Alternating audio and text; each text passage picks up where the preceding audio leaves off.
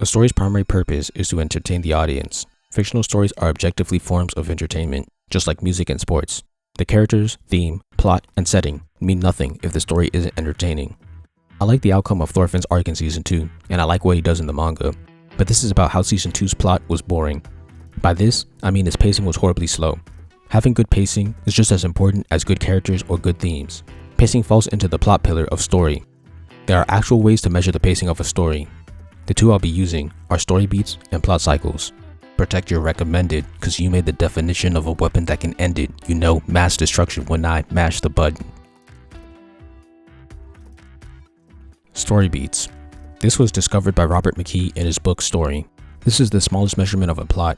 The way he explains it is complicated, but the simplified way I've come to understand it is a shift in the emotion or event in a scene. There's a great video on Death Note and Story Beats that introduced me to this concept. In Just Right's video on Death Note, he dissected episode 7 with story beats. In my story theory video on the Chunin exams, I dissected the written exam with story beats. What I've noticed is that the simplest way to execute a beat is to change the emotion of a scene between three statuses: neutral, positive, and negative. Both episode 7 and the written exam bounce between these three very quickly, and it results in a fast-paced, tense scene. Change is engaging, and the frequent change in emotion is exhilarating. During Just Right's video, he also criticizes Transformers 4's final act for having one story beat stretched throughout the final act. He described this as, "They just fight." While I haven't rewatched that movie, I remember also being tired from all the action. However, my recent viewing of Transformers 3 leads me to believe that the problem isn't the fighting, it's the lack of emotional changes in scenes. In Transformers 3, I was engaged because there were several changes. There were plenty of times where it felt like the heroes were gonna lose, and plenty of triumphant moments. Negative moments were the building falling, B getting captured and almost killed, and Optimus getting beaten by Sentinel. Positive moments were Optimus saving the humans in the building by killing Driller, B getting saved and killing Soundwave, and Optimus killing Megatron and Sentinel. Peaks and valleys. I don't think TF4 does this, but I could be wrong. Next, plot cycles. This is something I discovered based on Dan Harmon's story circle, which is based on 3-act structure. I simplified the story circle to the core elements that can be repeated over and over. I have a video on it, but here's a summary. Step 1, character is faced with a new problem. Step 2, character takes on the problem. Step 3, character either succeeds or fails. It's simple, but it can get very complex.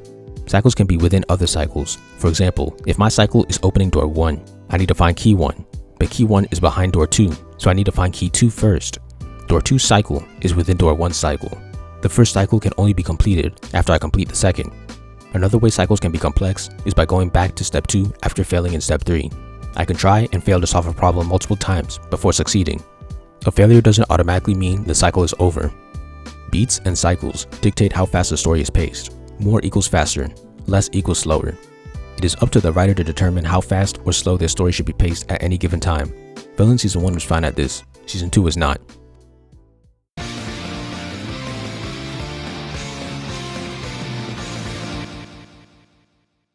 Before I actually analyze the problems with Season 2, I'll analyze the cycles and beats to other good anime of the same genre, so that you have an idea of what the data should look like.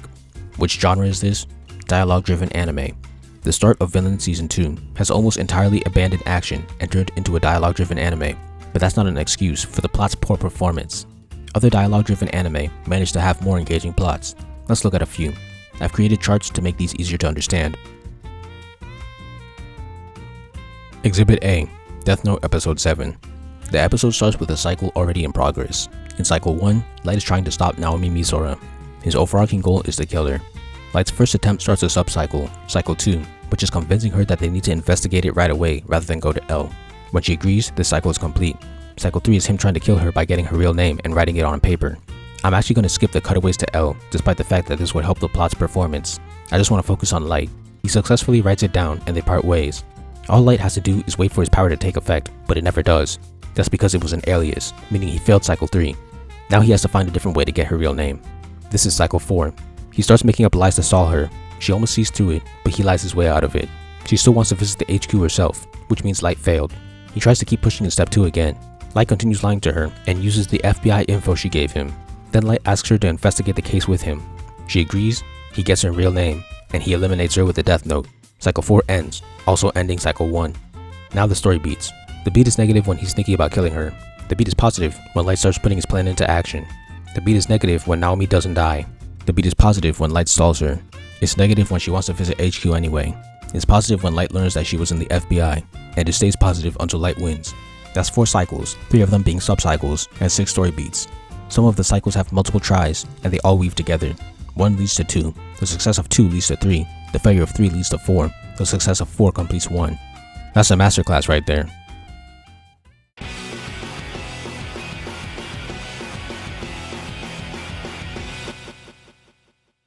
Exhibit B, Bunny Girl Senpai Episode 1. Cycle 1 is Mai trying to get people to see her. Sakura sees her, so she passes. Cycle 2 is saving Mai from the people taking pictures of her. Sakura passes. Cycle 3 is getting information from Mai. The two gaining info on each other makes up a bulk of this episode. He passes this. Cycle 4 is trying to get Mai back into showbiz. Sakura fails this. He goes back to step 2 of this cycle when he researches her background. Cycle 5 starts when Fumika Nanjo tries to get information from Sakura. She fails this, but it'll come back in a later episode. At the end of the episode, Cycle 6 starts because Mai's presence fades even more. The beat is neutral at the start. It stays neutral until Sakura brings up showbiz, making the beat negative. It returns to neutral when Sakura does research. It turns negative when Sakura realizes that Mai can't order food. It turns positive when Sakura finds Mai at his apartment. That's 6 cycles and 5 beats. Not as exciting or complex as Death Note, but it does accomplish more overall. There is also causality here. Each cycle leads to the other. Exhibit C, Classroom of the Elite Episode 3.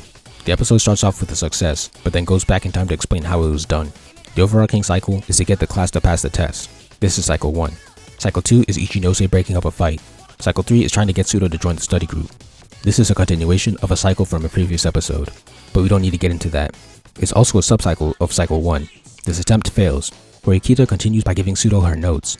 Cycle 3 is passed. Cycle 4 is Ayano Koji getting test answers. This is also a subcycle of 1. He uses Kushida to extract them out of a simp. Cycle 4 is passed. Cycle 5 is getting Kushida to hand out the answers so he doesn't stand out. This cycle is passed, which allows Cycle 1 to be passed.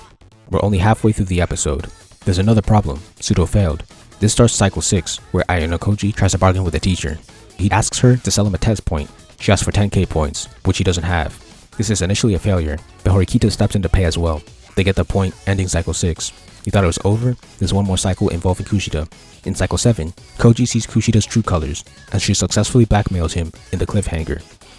The beat starts off positive when the class passes. It's negative when Pseudo is fighting. It's neutral when Ichinose stops the fight. It's positive when Horikita gives Pseudo her notes. It's neutral when Ayano Koji bargains. It's positive when Kushida gives out the answers. The beat is negative when Pseudo fails. It's positive when the point is bought. It's neutral when Koji follows Kushida. It's negative when he sees her real side. That's 7 plot cycles and 10 beats. Cycle 3 and 6 each had 2 attempts. Cycles 3, 4, 5, and 6 were all subcycles of Cycle 1. As you can see, these dialogue-driven anime episodes have several plot cycles, subcycles, multiple attempts in certain cycles, and many story beats. In these 3 episodes, the lowest cycle count was 4 and the highest was 7. The lowest subcycle count was 0 and the highest was 4. The lowest beat count was 5 and the highest was 10. This is what the stats should look like for a good dialogue-driven anime. I could bring out other dialogue-driven anime like Promised Neverland or Monogatari, but I think I've proven my point. Now that I've painted a picture of the ideal statistics, let's look at Vinland Saga Season 2's data.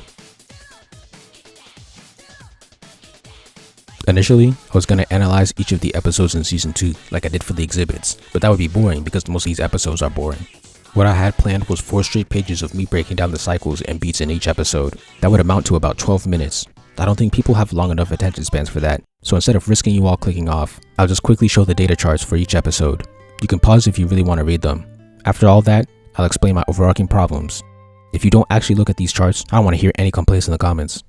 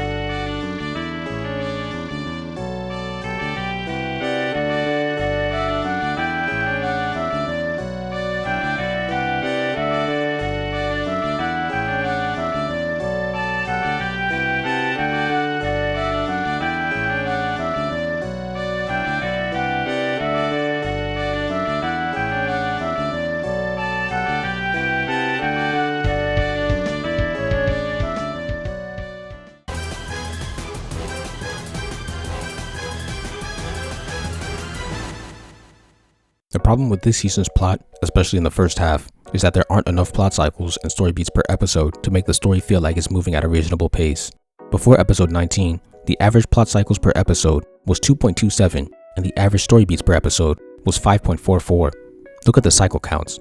Episodes with 2 or less cycles are episodes 1, 2, 3, 4, 5, 7, 9, 10, 13, 14, 16, 17, 22, 23, and 24.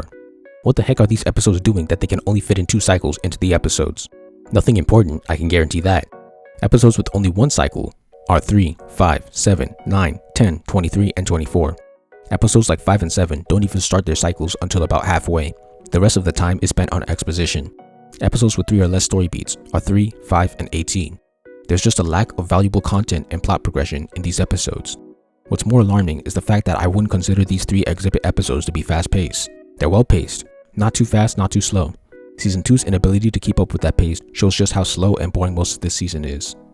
There are some good episodes here though. Episode 6, although centered around an uninteresting goal, had good use of subcycles. The characters wanted to do X, but they had to complete Y and Z before they could complete X. It's intricate, but it's about farming. Episode 11 was really good. There were 6 cycles in this episode, and 2 of them were connected. Canute's plan and Quito wanting to get on Canute's good side. And then the episode ends with Omar's failed cycle, which directly leads into the cycle in episode 12 of framing Quito's family to steal their farm, which was Canute's overarching cycle from episode 11. That's complex plot writing. Once the war started, it turned back into an action anime, and it was solid. 19 was another good episode. There were 3 cycles total. The war cycle had 2 tries, and the other 2 started and had their payoff in the second episode. Episode 20 was amazing. 7 plot cycles in 1 episode. The Saving Badger cycle was a subcycle of the war. Canute's cycle to stop the war tied into Thorgil's cycle of trying to kill the king. Thorfinn's failure to save Arnheid in the CPR led to him having to stop Einar when he got angry. This led to an ongoing cycle of Thorfinn deciding to stop the war. There's great causality on top of the several cycles. Episode 21 was solid too. Quito's family had a debate about what to do, and Omar chose to surrender. Meanwhile, Thorfinn continues his cycle to talk to Canute. His try fails, but this creates a subcycle, the 100-punch bet. Episode 22 only has 2 cycles, but this is forgivable for 2 reasons. 1, both cycles take up the entire episode. 2, this is the climax of the story, so if the story really wants to take its time to make this dramatic, which it does, I can respect that. Thorfinn and Canute's conversation was slow, but that's acceptable because it's the climax. It's the payoff to all the buildup of this season, so it's fine if the story takes its time to make it land. Additionally, their conversation was very engaging. Episode 23 only has 1 cycle, but again, this is acceptable because the climactic cycle is completed at the start of the episode, and the rest of the episode is the falling action, which ties up all loose ends. Episode 24, however, has no excuse for being boring with only 1 cycle. We already had a falling action episode, we don't need 2. So that means there are about 9 episodes out of 24 that I think were well written from a plot perspective. That's disappointing. A good comparison would be Evangelion's final episode. Evangelion episode 26 is confusing, but I'll do my best to explain. Something called instrumentality happens, and it unites all the human souls in one place. So for the entirety of the episode, Shinji, the protagonist, is just talking to all the other characters that pop in and out like ghosts. From the start, Shinji expresses that he's unworthy of existing. He argues with all the others in this therapy session. Then at the midpoint, there's an alternate reality that plays out, where everyone goes to a normal high school. After that, they continue the therapy. By the end, he learns to love himself, and everyone is clapping for him. Plot-wise, this episode is garbage. Nothing actually physically happens. There is only 1 plot cycle, and it's Shinji's self-discovery. The story beat is primarily negative up until halfway, then it turns positive in the fake reality, then it turns negative again in therapy, and finally positive when he finishes his character arc. The story beats aren't exactly amazing, but the character development and theme are good. This episode is a microcosm of Villain Season 2. The plot is one of the driest pieces of entertainment I've ever seen, but the character development and execution of themes are amazing.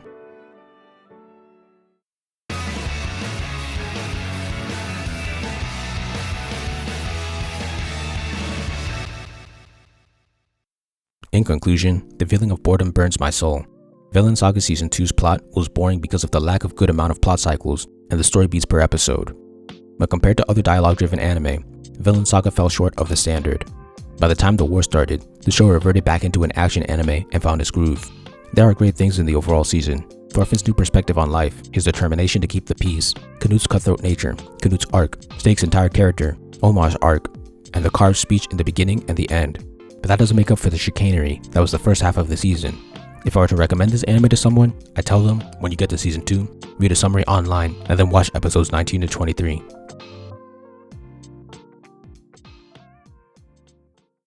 Thank you for watching.